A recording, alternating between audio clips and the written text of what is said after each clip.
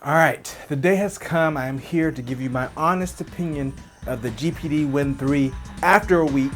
So let's go ahead and check it out.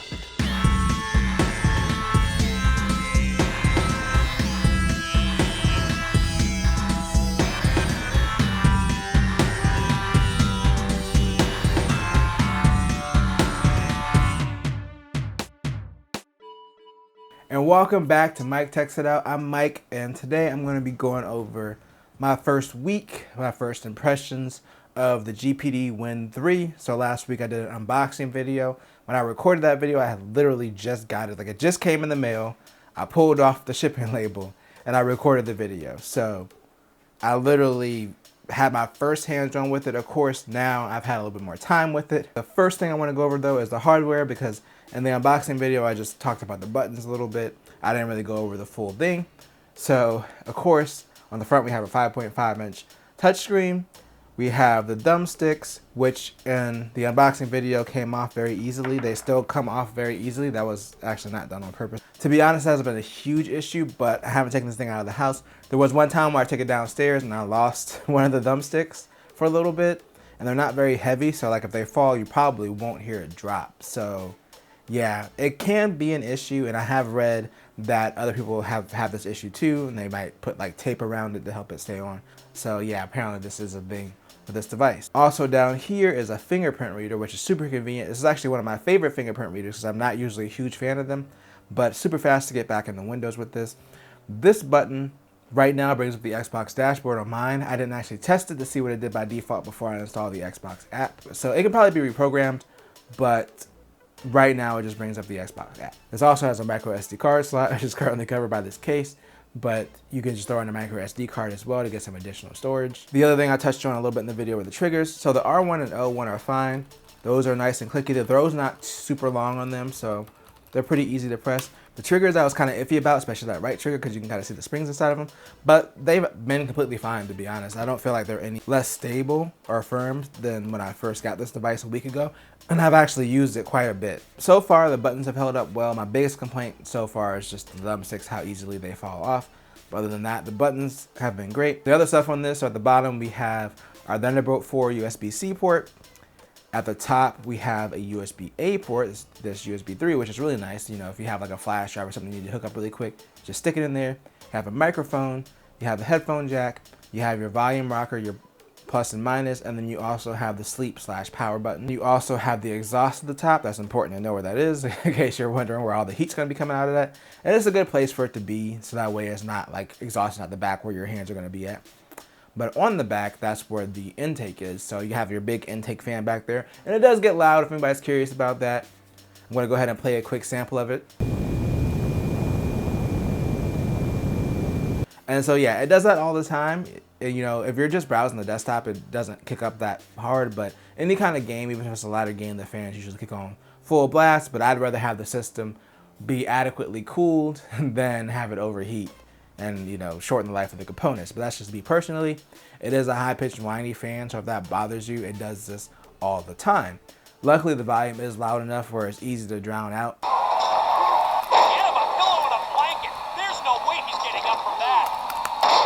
But if you're doing something like wearing headphones, it might annoy people around you. They might be like, what's that? Especially if it's like a quiet room. Don't play this at the library. That's all I'm trying to say. Also, we have two back buttons by default. The right one does all control delete, and the left one, it used to exit out of the app, like not exit it, but minimize it and open a file explorer window. I'm not sure why it did that. I would just hit it all the time by accident, and then like 10 file explorer windows will open, and I'm like, what's going on? So I changed it to alt tab, so I can just alt tab out of stuff. But yeah, they're reprogrammable, so you can kind of set it to whatever you want to. I left the all control delete one because that's super convenient to have, especially in Windows. Then of course, if you slide this up, you have the keyboard. So this keyboard, of course, is completely flat. There's no moving parts. It does give you haptic feedback when you touch it. So whenever you touch a key, it vibrates. My only complaint about the keyboard is it's pretty small. The buttons are pretty close together, and since they're not actually buttons, it's fairly easy to accidentally press two keys at the same time or press the wrong key just because you're basically touch typing on this thing. It's a pretty small keyboard. But it's better to have this keyboard than not have it, especially in Windows. So I am grateful that it has a slide up keyboard. It's pretty cool, it's pretty useful as far as setting things up. And like if you need to install something, you need to type in a password, that's what it's there for. One of the experiences that broke my mind when I was setting this up is I failed to realize this was a full keyboard and it functions the same way as like a desktop or a computer keyboard does. So I was trying to like put in my Wi-Fi password and it kept saying it was wrong. And I'm like, how is this wrong?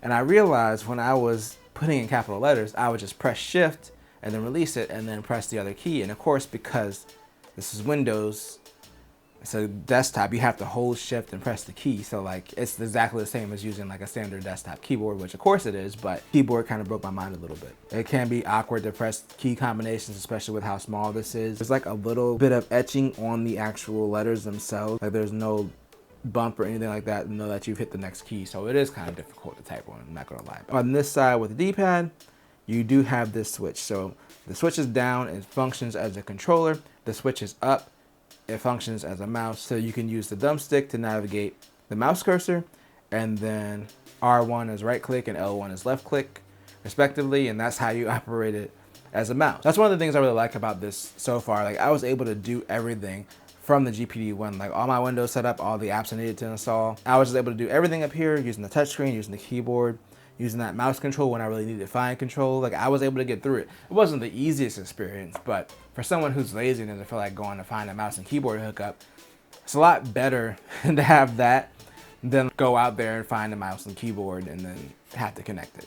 Another thing that's important to talk about when we talk about hardware is how the device actually feels in the hand. And I'm gonna say this, it's a pretty heavy device and the back of it was really smooth. So that's kind of a bad combination. Like there was no real grip. You might notice this looks a little bit different, and that's because I actually bought the official case for it. The grip case, this is $28. In my opinion, if you're gonna play this handheld a lot, it's essential. Like it adds a grip to the back of it and it makes it usable. Also, it leaves space open for the fan and the exhaust, which is really cool. And I like how it bows in here to make sure it doesn't interfere with any of the buttons. There's two big complaints about the case. The first issue is the top part of it. Sometimes it does slide out of place and the buttons are pretty hard to press, but it's not really a deal breaker. The deal breaker is it actually makes this not compatible with the official dock. So I have this up here just for display purposes, just resting up here, but it doesn't actually fit up here. So for one, the case is too bulky, so it puts the USB-C port out of alignment. Even if you take this back part off, which you can, the bottom of it is too deep. It's just deep enough where the port still doesn't fit in here because it's not long enough. I am ordering, or I have ordered, a USB-C extension cable to kind of take care of it. Obviously, it's going to suck a little bit because I can't rest it on the dock anymore, but I should still be able to use it. Hopefully, it supports Thunderbolt 4. I didn't really check. But anyway, it should be fine with the extension cable, but it still kind of sucks. It's a big oversight, you know, especially because these are both official accessories for this and they don't work together. But before I got this though, it's pretty uncomfortable. This does heat up. It doesn't get super hot in your hands, but it'll start to get warm. And if you already have sweaty hands, and with this not really having a good grip on the back, it's relatively easy to drop. Like there's really nothing to grip onto. The grip case just makes it a lot better.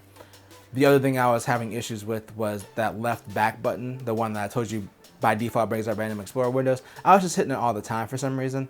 This also adds separation from those back buttons. It's a lot harder to hit it by accident with the case up there. So I do recommend this case. It makes it 1,000 times better. It adds a grip to it. It's not like the biggest grip, but it's better than what you get by default, which is almost no grip at all. The next thing I want to touch on is just the battery life really quick, because I haven't really tested it. Like I haven't done like a stress test or timed it or anything. I've just been playing games like Elden Ring mostly, a PS2 emulator, Tetris Effect, things like that. With a lot of these AAA titles, it seems like the battery life's around an hour to an hour and a half.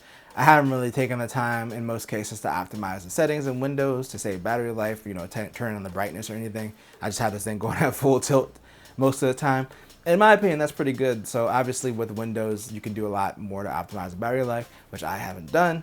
So you might be able to get more out of it. With Tetris Effect, I feel like I played for like an hour and maybe the battery dropped about 25% or so. So I think with like lighter indie games, you could probably get maybe like 4 or 5 hours out of this, depending. But yeah, so far the battery life has been what I expected. I'm gonna obviously play around with it more and optimize it. That's why I didn't want to touch too much of the battery life now, but that's just my experience so far out of the box without really playing with it much of the battery settings in Windows. All right, let's talk about the main thing we came here to talk about, the gaming experience, and I have to say, it's really a mixed bag. And it's no fault of the hardware at all.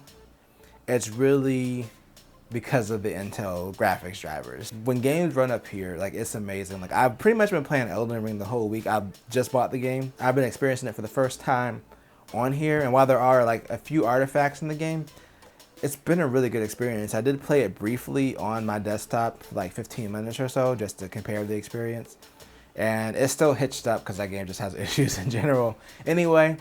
But yeah, I was really impressed. I was like, wow, this is running this AAA game with no issues. Also, another big thing for me is wrestling. I'm a huge wrestling fan, unfortunately. If you watch wrestling, you understand why I said unfortunately, especially the WWE. But I've been playing 2K19 up here. I haven't really made too many portable wrestling games since the PSP, at least specifically like WWE games, except for 2K18 on Switch, which, if you played it, you know why we don't really like to talk about it. And that's all on 2K. I don't know what they were doing with that game, but they aren't sure weren't putting any effort into it. So yeah, it's been awesome to go and be able to play these games portable. GTA 5 specifically was outstanding. Like, I loaded it up, absolutely no issues. But it is a game that's very like CPU reliant, which this has a great CPU. I have the i5 version. There's also two other versions. They're both Core i7s. With the i5, I never felt like this was underpowered, so I'm completely fine with this. I also did some research beforehand, and the i5 version typically gets like 3 to 4 frames less than the other versions of the GPD Win. But yeah, it never felt underpowered as long as you're running like on low or medium settings. It was able to handle pretty much every game I threw at it that would run on it. I was also playing Star Wars Jedi Fallen Order, and that was a great experience. And also, before you ask, if you're curious about this, will The Sims 4 play on this with the built-in mouse and keyboard? The answer is actually yes. It actually functions. You can actually play this. It's not going to be the best experience, but if you want to play full Sims 4, like full PC Sims 4, mouse and keyboard Sims 4, you can do it on this without having any other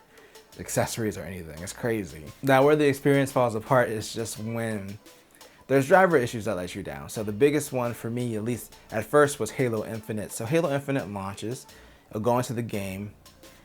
It takes forever to load for some reason. But for one, the aspect ratio is like way off on the screen, and no matter what settings I chose in full screen, or even if I did borderless full screen, it was still cut off at the bottom. The only way that I could get it to work right or look right was just to run it in a window, which obviously is not the optimal way to run it. Also, there was just huge graphical glitches, like stuff would just turn black, and then the controls would be messed up and it would just start shooting by itself. And I could tell, like, moving around in the game, I could tell that this is capable of running the game, but it's not working because of the graphics drivers. And I saw complaints on Intel's forum about this for months, and they keep saying that they're working on fixing it. And apparently it's gotten better, because apparently it used to just not run at all. So apparently now it runs, but you know, you can't really play it because of how bad it is. Also, Burnout Paradise Remastered for some reason doesn't work. Like, it does the initial like splash screens and all that stuff, and then when you load into the game, you'll hear audio and then it's just black. But regular Burnout Paradise works just fine. It makes no sense. Also, I noticed after I installed EA's app that this thing got really buggy, like with the controls. Like, sometimes the controls just wouldn't work in games. It required me to do a reset, or in some cases even like a hard reset. And I even had times where it didn't recognize this as a mouse control when I hit the switch to switch over to mouse. I stopped opening the EA app for the last couple of days, since I've mostly been playing Elden Ring and playing PS2 games, and it's been fine. So I think it's honestly related to that EA app somehow. I also updated this to Windows 11 at some point, like after 3 days or so, because Microsoft claimed that it was supposed to be more optimized for touch, blah, blah, blah. And on a screen this small, it really doesn't make that much of a difference. The touch targets are still pretty small. Like, they made them slightly bigger, but it's not like a great touch experience still in Windows 11. Otherwise, I really haven't had any major issues with Windows 11. I've been running it on my main computer for months now, so it's for the most part stable. There's still some weird things that pop up every now and then. But yeah, Windows 11, not that much better of a touchscreen experience in my opinion. And as far as the emulators, I've only played PS2 so far, because again, I wanted to go back and play some old wrestling games, and Here Comes the Pains on PS2. Also, there was that TNA Impact game that I don't even want to talk about why I'm playing it again, but I've been playing that again. And Tony Hawk Underground, I love that game. I haven't played it in a long time, so I've just been hopping back on some of the classics. And this thing is awesome when it comes to emulation. I was super impressed, and it's kind of crazy to have like a portable PS2. To be honest, with everything I've thrown at it, I've just been super surprised by how powerful this is. Like, this really is an awesome device. Like I said, the biggest letdown are these Intel drivers. So hopefully Intel steps it up, especially because they're working on their own dedicated graphics cards. For Intel, it can't be, you know, oh, well, it's an integrated graphics on a laptop. Yeah, we can say it can play games, but we're not really focused on that.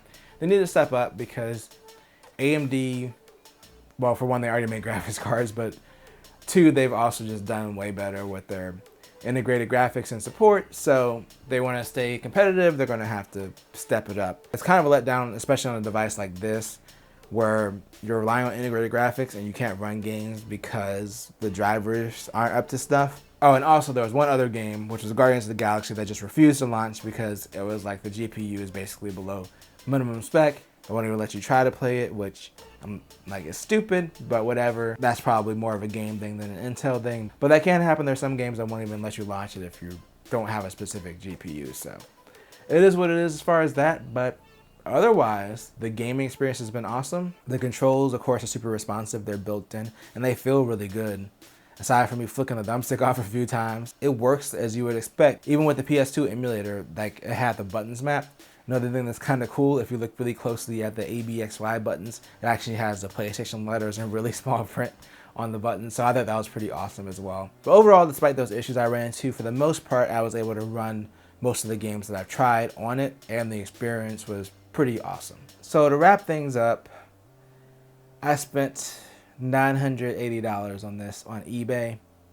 With the dock, this guy claimed that it was in good condition, which actually it was, aside from it being dirty and the case being dirty. Once I cleaned it and everything, it was in good condition. I genuinely believe that he probably didn't really use it that much. So it wasn't really a horrible deal considering the condition that it was in, and it came with the dock. For that price, I have seen them for as low as $850. That's just me personally. I've heard stories of people getting it for less than that.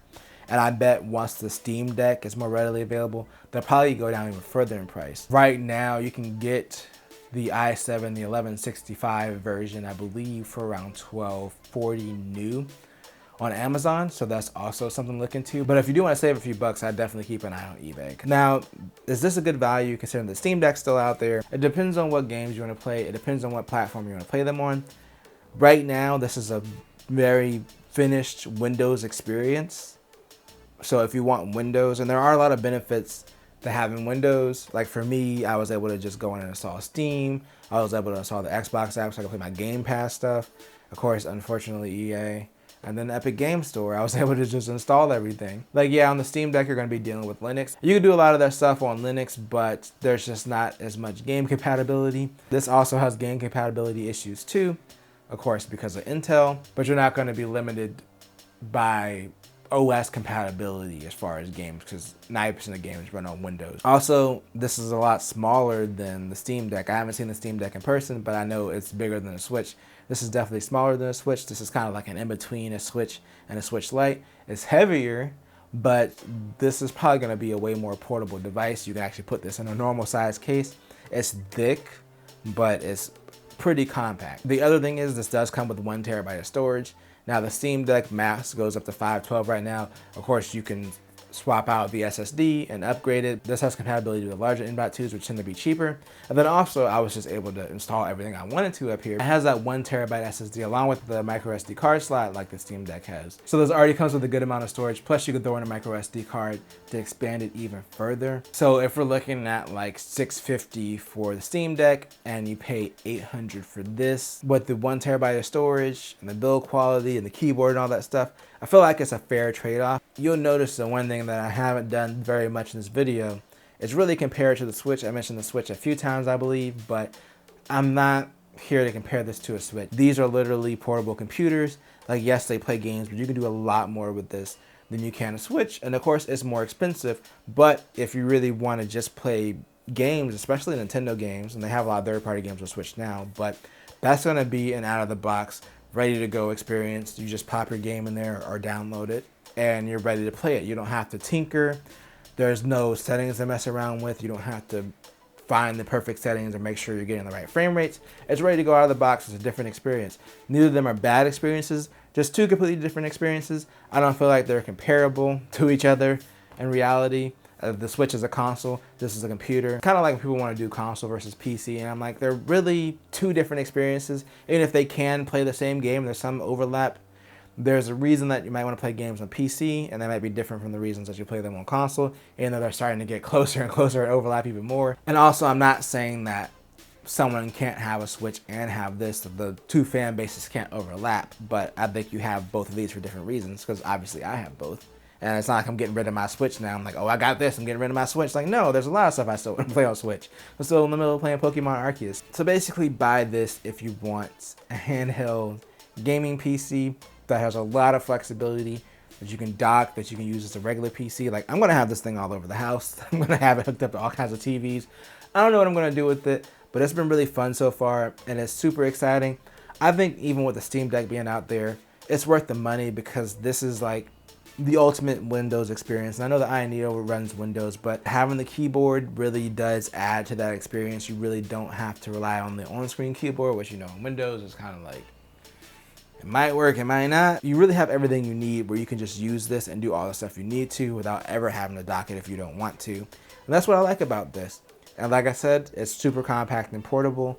It feels really good as long as you have this case up here. And yeah, I personally think that it's worth it. I'm looking forward to the Steam Deck still. I'm looking forward to testing that. But for now, I'm very happy with the GPD Win 3. All right, I'm done ranting for the day. That's gonna bring this video to a conclusion. But if you enjoyed this video, then make sure to tell a friend, tell a coworker, like, share, and subscribe. Hit the bell notification to get notified when I drop a video. And I always do at least 2 things at the same time. Peace.